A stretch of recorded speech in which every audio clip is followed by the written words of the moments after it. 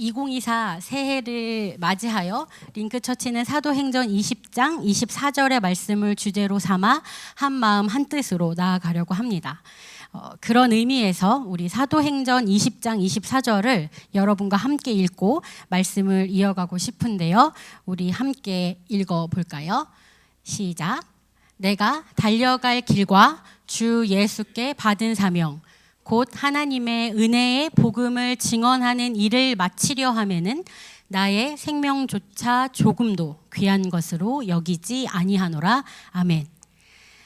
링크처치의 1월 첫 주일과 둘째 주일 사명과 생명 그리고 성령과 교회에 대한 말씀을 들었습니다. 모두 기억하고 계시죠? 기억하고 계시죠? 여기 계신 여러분 모두 그 말씀을 들으시면서 아마 하나님 앞에서 내가 새해에 이런 새로운 다짐으로 내가 새로운 각오로 주님 앞에 나아가야겠다 그렇게 여러분 모두 결심하셨으리라 믿습니다. 그렇다면 그 다짐과 각오가 잘 지켜지려면 우리가 어떻게 해야 할까요? 우리 각자가 주님 앞에 바로 서는 것뿐만 아니라 우리 각자가 가지고 있는 그 소중한 마음들이 링크처치 안에 잘 연결되려면 또 무엇을 해야 할까요? 뿌리가 깊이 잘 내려져서 거센 바람에도 흔들리지 않는 그런 멋지고 크고 튼튼한 나무가 우리가 될 수 있으면 또 그리고 그런 링크처치가 될 수 있다면 얼마나 멋지고 또 아름다운 일일까요? 결코 짧지 않을 이 믿음의 여정을 포기하지 않고 계속 가능하면 오래 그리고 함께 힘있게 할 수 있을까요? 오늘 본문을 통해 알아보도록 하겠습니다. 앞서 합독한 오늘 본문의 말씀을 통해 우리는 하나님이 어떤 분이신지 그리고 그 하나님 앞에 서 있는 나는 과연 어떤 존재였는지 알게 됩니다. 오늘 본문 로마서 5장 6절 다시 한번 읽어보겠습니다. 시작. 우리가 아직 연약할 때에 기약대로 그리스도께서 경건하지 않은 자를 위하여 죽으셨도다. 말씀에서 우리는 어떤 존재입니까? 어떤 모습입니까? 예수 그리스도를 알기 이전에 우리는 연약한 존재였다는 것이죠. 경건하지 않은 자라는 것입니다. 그 말인즉슨 죄에 대해서 무방비한, 영적으로 무기력한, 즉 선을 행할 의지도 없고 악을 대항할 힘도 없는 그런 존재. 그러므로 당연히 인간 스스로 구원에 이를 수 있을까요? 이룰 수 없죠. 전적으로 우리는 그렇게 무능하고 소망이 하나도 없는 존재였다는 겁니다. 바울이 에베소서 2장 1절부터 3절에 이렇게 기록하고 있는데요. 우리 앞에 보시면서 다시 또 읽어보도록 하겠습니다. 시작. 그는 허물과 죄로 죽었던 너희를 살리셨도다.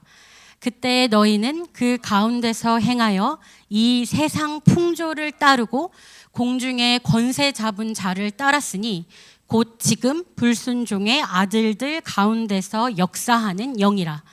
전에는 우리도 다 그 가운데서 우리 육신에 따라 지내며 육체와 마음에 원하는 것을 하여 다른 이들과 같이 본질상 진노의 자녀였더니. 말씀에 어떻게 기록되어 있나요? 우리는 허물과 죄로 죽은 본질상 진노의 자녀였다는 것입니다.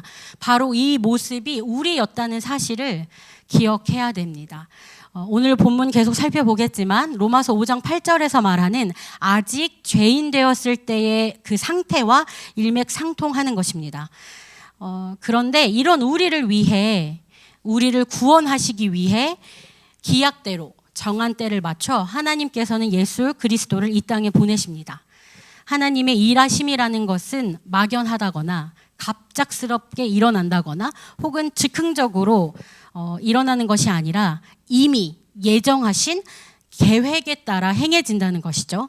그 시기와 방법 역시 인간의 생각을 뛰어넘는 것입니다. 이를테면 위대한 창조주가 피조물이 되어 이 땅에 오심이 그러합니다. 이 혁명적인 구원 사역으로 인해 우리는 더 이상 연약하고 불경건하며 불의한 존재가 아니라 경건하고 의로운 자라 일컬음을 얻게 되었다는 것이죠. 하나님과 원수되어 있지 않고 화평함을 누리며 영원한 생명까지 얻게 되었다는 것입니다. 그렇다면 하나님은 도대체 왜 자신의 하나뿐인 아들 예수 그리스도까지 동원하시면서 이런 은혜를 베풀어 주시는 걸까요? 여러분이 생각하고 계신 그 답이 맞을 것 같습니다. 우리가 이미 잘 알고 있듯이, 그리고 오늘 본문을 읽으면서 이미 짐작하셨을 거라고 여겨지는데, 하나님께서 우리를 사랑하시기 때문입니다. 사랑이라는 말은 참 세상에서 흔하게 들려지는 말이죠. 유행가, 많은 유행가 혹은 뭐 대중가요 혹은 대중가요뿐만 아니라 많은 매체에서 이야기하는 드라마든 영화든 노래든 항상 다뤄지는 주제 중에 하나이고, 사실 교회를 다니는 우리들도 툭하면 하나님의 사랑 얘기하잖아요. 그렇죠? 그거 뭐 하나님 사랑 뭐 다 알지. 내가 뭐 그것도 뻔하지. 뭐 말하지 않아도 아는데 혹시 그런 생각 하실지도 모르겠습니다. 그런데 제가 단언컨대 여러분께 말씀드릴 수 있는 것은, 우리가 생각하는 수준으로 하나님의 사랑을 사실은 정의할 수 없다는 것. 그만큼 하나님의 사랑은 우리가 평생 죽을 때까지 매일매일 생각하고 우리가 만날 때마다 쉴 새 없이 그 하나님에 대한 이야기를 해도 모자랄 만큼 어마어마하게 크고, 그 어떤 비싼 보석보다도 더 값진 것이 하나님의 사랑입니다. 오늘 본문인 로마서 5장 7절 우리 또 읽겠습니다. 시작. 의인을 위하여 죽는 자가 쉽지 않고 선인을 위하여 용감히 죽는 자가 혹 있거니와. 어떠신가요? 의인 혹은 선인을 위해 여러분의 생명 버리실 수 있습니까? 성경에서 말하는 의인은 하나님과 인간 앞에서 의무를 다하는 자로 의의 행위에 대하여 순결한 사람을 의미합니다. 선인은 매사에 사랑과 관대함으로 행하여 타인의 존경심을 일으키는 사랑의 행위에 대하여 맑고 고든 사람이라고 말합니다. 의인 멋있죠. 선인도 아름다운 것 같습니다. 의인은, 그래서 우리가 조금 더 이해하기 쉽게 설명해 드리자면, 의인은 존경하는 사람 혹은 선인은 사랑하는 사람, 이렇게 이해하신다면 조금 더 이해하시기 쉬울 것 같은데요. 본문을 통해 말씀하시길, 그런 의인, 즉 존경할 만한 일을 위해서 나의 생명을 내어놓는 일은 거의 없다는 것입니다. 또한 그런 선인, 사랑하는 사람을 위해서는 혹 생명을 내어놓을 수는 있다는 의미가 됩니다. 예를 들자면 부모 자녀의 관계가 그럴 수 있고, 여러분들이 사랑하는 친구와의 관계가 그럴 수도 있고, 혹은 목숨을 건 전쟁을 함께한 어떤 전우를 위해 대신하여 목숨을 내어놓는 어떤 이런 관계들을 이야기할 수 있겠죠. 그렇다면 다시 한번 여러분께 묻겠습니다. 이런 의인과 선인을 위해 여러분의 생명을 과감히 던지실 수 있으십니까? 대답 안 하셔도 됩니다. 제 얘기를 하겠습니다. 저는 사실 하나님의 사랑을 생각할 때 자주 이 질문을 저에게 던져요. 내가 사랑하는 엄마, 내 동생을 위해서 죽을 수 있을까? 아니면 내가 사랑하는 어떤 그게 연인이 되었든 깊은 우정을 나눈 친구가 되었든 어떤 의미로든 나한테 특별하게 소중한 어떤 그 한 사람을 위해 내가 목숨을 버릴 수 있을까? 좀 어렸을 때는 좀 약간 패기 있게 그럴 수 있어. 그래야지. 이렇게 했던 것 같아요. 근데 사실은 자신이 없습니다. 아주 솔직하게 말씀드리면 저는 그게 누가 됐든 사실은 목숨을 내어놓을 마음이 없습니다. 사실은 그게 제 아주 솔직한 마음이라고 생각이 드는데, 여러분들은 어떠실지는 잘 모르겠습니다.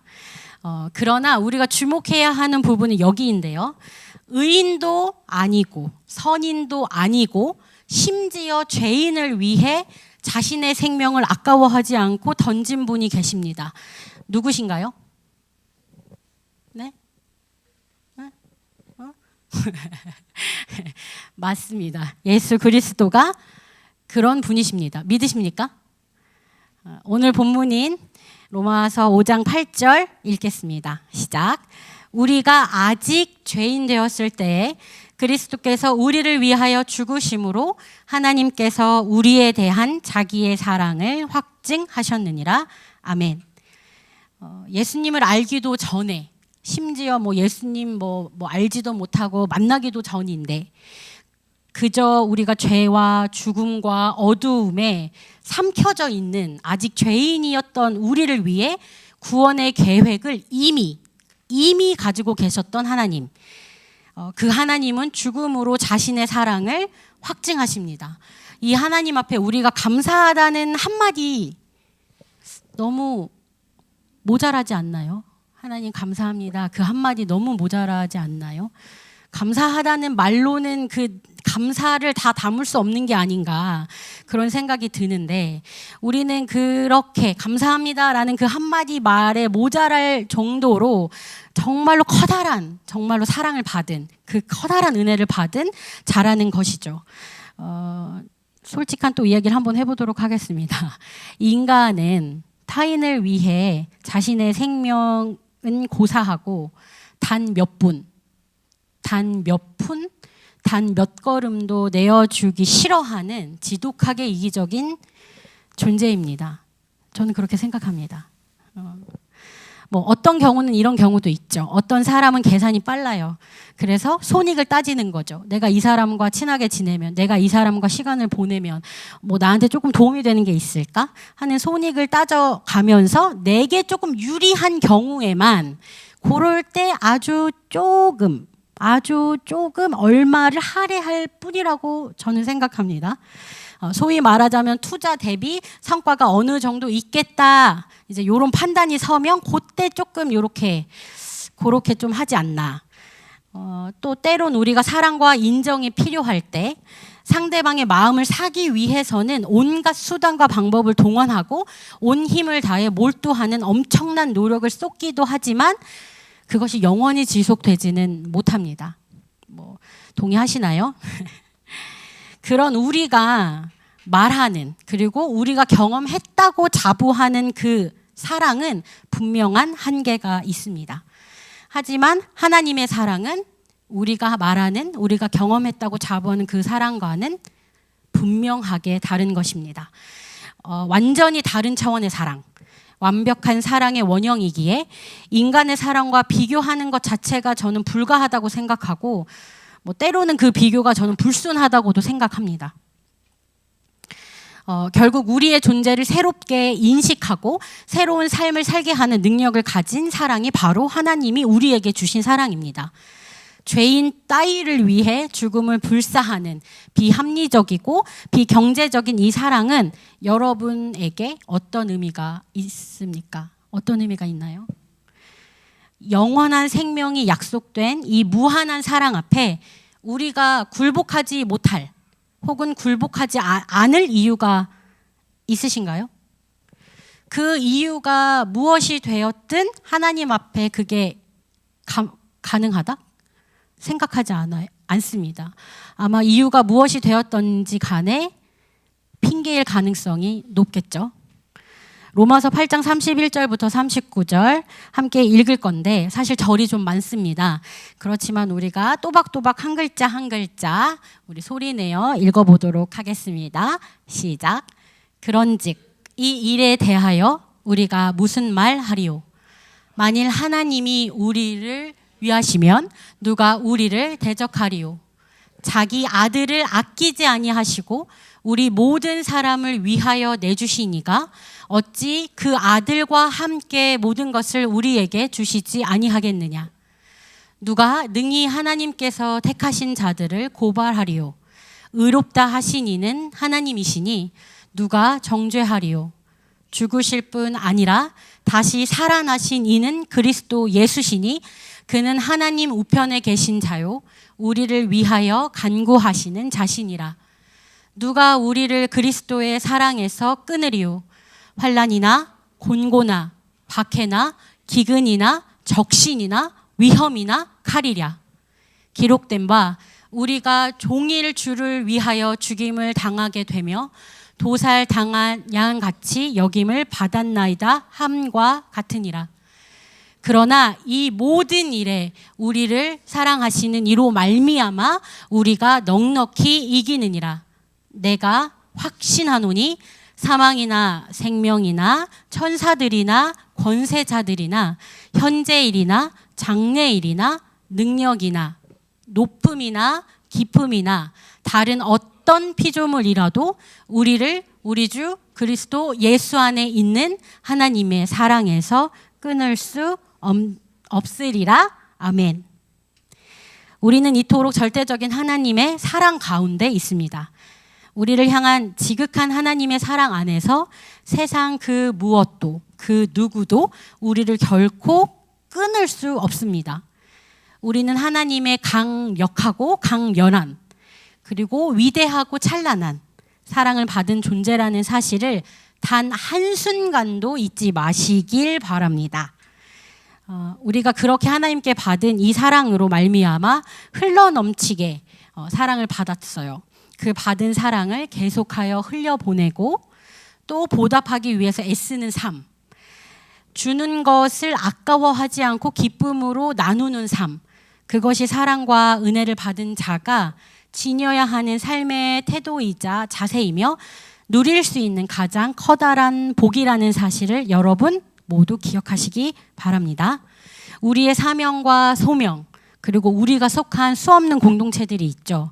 이를테면 가정, 학교, 교회, 지역사회, 더 나아가 나라와 세계를 위한 우리의 섬김과 또 잃어버린 영혼들을 향한 복음 증거하는 그 모든 일에 이르기까지 그 시작은 바로 하나님의 사랑, 그 사랑을 받은 우리가 주님 앞에 그 사랑에 대해 보답하는 행위로서 자연스럽고 당연한 반응으로서의 일이어야 한다는 것입니다. 그러니까 저는 이 순서가 굉장히 중요하다고 정말 생각하거든요.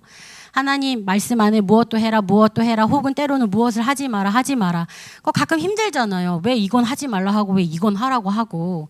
근데 우리가 간과하는 부분이라고 생각하는 건데 사랑이 가장 처음이어야 한다는 거예요. 하나님의 사랑에 반응하는 나의 행위여야 한다는 것이죠. 예배 왜 드려야 돼요? 드려야 하니까 드려야 하는 거 맞지만 내가 하나님 사랑하고 하나님이 나를 먼저 사랑하시고 내가 하나님을 사랑하기 때문에 그 사랑하는 하나님과 함께 시간을 보내고 싶은 것이죠. 그러니까 내 사랑하는 사람의 이름을 높이는 것이고 그 사랑하는 사람이 뭐라고 말하는지 듣고 싶으니까 말씀을 듣는 거.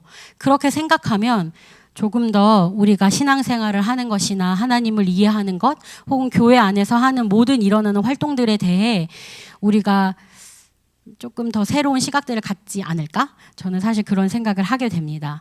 고린도전서 16장 14절 짧은 말씀인데요. 한번 같이 읽어볼까요? 시작.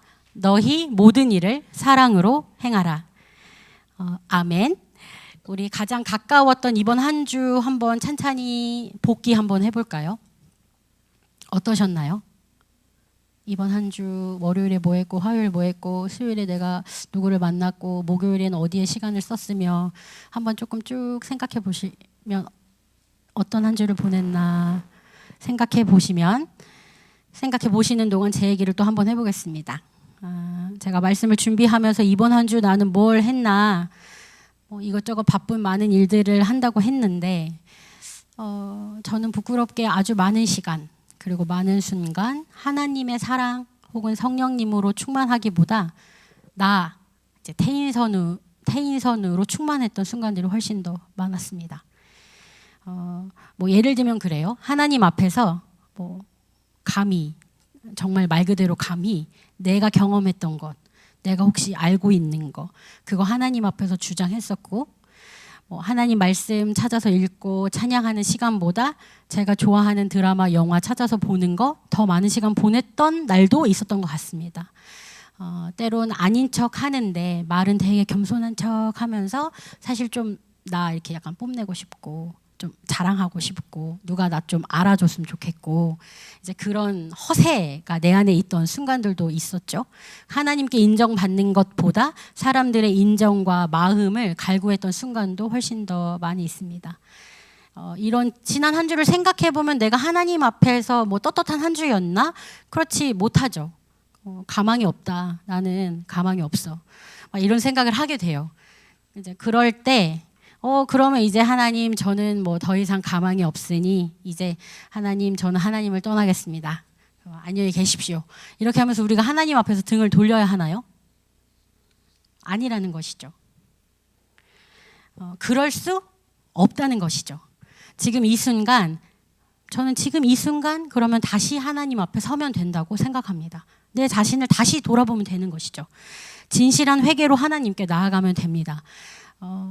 회개는 저는 하나님의 사랑의 극치 중에 하나라고 생각하거든요. 우리가 하나님 앞에 회개할 수 있는 그 기회를 주시는 것이 하나님 앞에 우리가 나아갈 수 있는 사실 어떻게 보면 유일한 방법인데 우리 삶에 그런 우리의 일상에 그런 진실한 회개가 있는지도 돌아보시기를 바랍니다. 그래서 우리가 그 진실한 회개로 하나님께 나아가면 되는 것이에요. 그래서 말씀 듣는 시간 혹은 큐티하는 시간 그 어떤 시간이든 그 시간을 귀한 기회로 여러분 여기십시오. 그래서 그 기회를 힘껏 붙잡으십시오. 그렇게 붙잡고 그렇다면 주님 사랑으로 행하는 삶이 무엇입니까? 말씀 속에서 답을 찾으시면 되는 겁니다. 그렇다면 제가 말씀을 시작하면서 여러분께 처음 드렸던 질문 혹시 기억나시나요? 읽어보겠습니다. 2024 새해를 시작하며 하나님 앞에서 하신 새로운 다짐과 각오가 잘 지켜지려면 어떻게 해야 할까요? 뿐만 아니라 여러분 각자의 소중한 그 마음들이 링크처치 가운데 잘 연결되려면 또한 무엇을 해야 할까요? 뿌리가 깊이 잘 내려져 거센 바람에도 흔들리지 않는 크고 튼튼한 나무 같은 우리 자신과 링크처치가 될 수 있다면 얼마나 아름답고 멋진 일일까요? 결코 짧지 않을 이 믿음의 여정을 포기하지 않고 가능하면 오래 그리고 함께 힘있게 할 수 있을까요? 정답은 사랑으로 충만하면 됩니다. 요한일서 4장 8절 하반절입니다. 제가 요 말씀 3번 약간 구호 외치듯이 외치면 좋을 것 같은데 자 우리 하나님은 사랑이심이라 짧은 말씀 9절인데 3번 힘있게 읽어보도록 하겠습니다. 시작. 하나님은 사랑이심이라. 하나님은 사랑이심이라. 하나님은 사랑이심이라. 아멘. 사랑으로 충만한 삶은 결국 하나님으로 충만한 삶을 이야기하는 것입니다. 나 한 사람이 여기에 모인 여러분 한 사람 한 사람이 사랑 그 자체이신 하나님만으로 충만할 때 그리고 그렇게 충만한 여러분 한 사람 한 사람이 모여서 링크 처치를 이루며 나아갈 때 우리에게 허락하신 사명과 소명을 따라 살 수 있습니다. 성령으로 충만한 생명력 넘치는 교회가 될 것입니다. 교회 안에서의 섬김과 봉사 가운데 지치지 않고 물론 지치는 순간이 오기도 하겠죠. 그렇지만 꽤 오랜 시간 그 기쁨을 저는 만끽할 수 있을 거라고 생각합니다. 다만 우리가 명심해야 하는 것이 있습니다. 우리가 오늘 새롭게 주님 앞에 또 지금 여러분 마음에 어떤 다짐과 각오들이 일어나시겠죠. 근데 이 다짐과 각오가 이렇게 아무짝에 쓸모없는 그런 것인가? 라는 깊은 회의감이 들게끔 하는 그 순간이 우리가 예상하는 것보다 훨씬 더 빨리 올 수도 있어요. 막 나 이번 주 그래 좋아. 내가 하나님 사랑하며 살겠어. 딱 이랬는데 교회 이제 문 닫고 이제 집에 가는 길에 이제 뭐 마음 상할 수도 있고 뭐 한 수요일까지는 막 큐티하면서 열심히 했는데 목요일쯤 되니까 좀 귀찮고 힘들어. 뭐 이렇게 될 수도 있죠. 그렇지만 여러분 우리 포기하지 마십시다. 우리가 그렇게 생각보다 쉽게 빨리 깊은 회의감이 우리에게 찾아올 수도 있고 혹은 당장 손에 잡히는 게 없어. 눈에 보이는 결과물도 없어. 그래서 불안하고 두려울 수도 있습니다. 때로는 내가 원하는 속도보다 느려서 답답할 때도 있죠. 또 나의 예상과 전혀 다른 방향으로 가버리고 마는 상황 혹은 관계 때문에 어려움을 호소하실 수도 있습니다. 그럴 때마다 기억하시기 바랍니다. 하나님의 사랑. 하나님이 나를 어떻게 사랑하셨는지, 나는 그 사랑을 알기 이전에 나는 어떠한 존재였는지를 하나님 앞에서 매일같이 생각하시기를 바랍니다. 우리 쉽게 단념하거나 포기하지 마시길 부탁드립니다. 뿌리가 내려지도록 시간을 주십시오. 줄기가 뻗어나가고 꽃과 열매가 필 때까지 인내하며 기다리십시오. 우리가 함께 가야 할 믿음의 여정은 결코 짧지 않습니다. 넘어진 지체에게 먼저 손 내밀어 일으켜 주시기를 주저하지 마십시오. 필요하다면 나의 등을 기꺼이 내어줄 수 있는 용기가 우리에게 있기를 소망합니다. 여러분 모두는 하나님의 전부를 내어주신 그 어떤 것으로도 다 갚을 수 없는 사랑을 이미 받았고 누리고 있음을 매일 모든 순간 떠올리시기를 축복합니다. 우리 마지막으로 오늘 본문 말씀 로마서 5장 6절에서 8절을 읽을 건데요. 조금 이런 각오로 읽읍시다. 선명하게 내 목소리가 내 귀에 들리게, 그리고 그 말씀을 내 마음밭에 심겠다. 오늘 완전히 심어버리겠다. 약간 이런 마음가짐으로 우리 로마서 5장 6절에서 8절 함께 읽도록 하겠습니다. 시작. 우리가 아직 연약할 때에 기약대로 그리스도께서 경건하지 않은 자를 위하여 죽으셨도다. 의인을 위하여 죽는 자가 쉽지 않고 선인을 위하여 용감히 죽는 자가 혹 있거니와, 우리가 아직 죄인 되었을 때에 그리스도께서 우리를 위하여 죽으심으로 하나님께서 우리에 대한 자기의 사랑을 확증하셨느니라. 아멘.